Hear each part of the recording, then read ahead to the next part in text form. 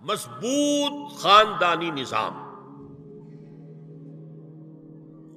یہ خاندانی نظام شروع ہوتا ہے ایک مرد اور ایک عورت کے درمیان ازدواج سے، اور وہاں نکاح ہوتا تھا. ان دونوں کے درمیان جتنی محبت ہوگی، جتنا قرب ہوگا، جتنا باہمی اعتماد ہوگا، اتنا ہی خاندان مضبوط ہوگا. اس لیے کہ یہ فرسٹ ڈائمنشن ہے خاندان کی، شوہر اور بیوی. اب شوہر اور بیوی کو اللہ نے اولاد دے دی.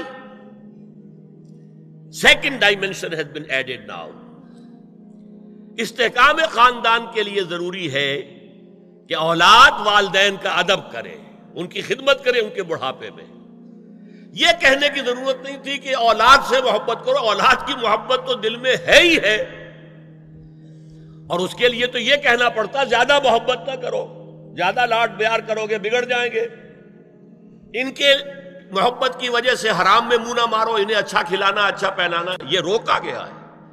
کہیں نہیں کہا گیا اپنی اولاد سے محبت کرو، وہ تو ہے کریں گے.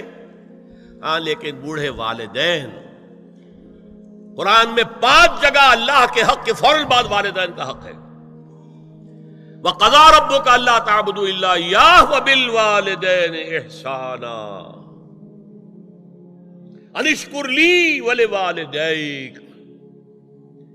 دیکھیے سورہ لقمان میں أَنِ اشْكُرْ لِي، شکر کرو میرا، میں خالق ہوں تمہارا، رب ہوں تمہارا، وَلِوَالِدَيْكَ، اور اپنے والدین کا، کیونکہ وہ ذریعہ بنے ہیں تمہارے اس دنیا میں آنے کے. اور تم جب چھوٹے سے تھے انہوں نے ہی پالا پوسا ہے، اپنا پیٹ کاٹ کر تمہیں کھلایا ہے، اپنی رات کی نیندیں حرام کر کے تمہیں پالا ہے. لہذا وَقَضَىٰ رَبُّكَ أَلَّا تَعْبُدُوا إِلَّا إِيَّاهُ وَبِالْوَالِدَيْنِ إِحْسَانًا. اور تیسری ڈائمنشن بہن بھائیوں میں رشتہ، اولو الارحام، صلہ رحمی کرو، اخوت. یہ 3 ڈائمنشن ہوئے نا.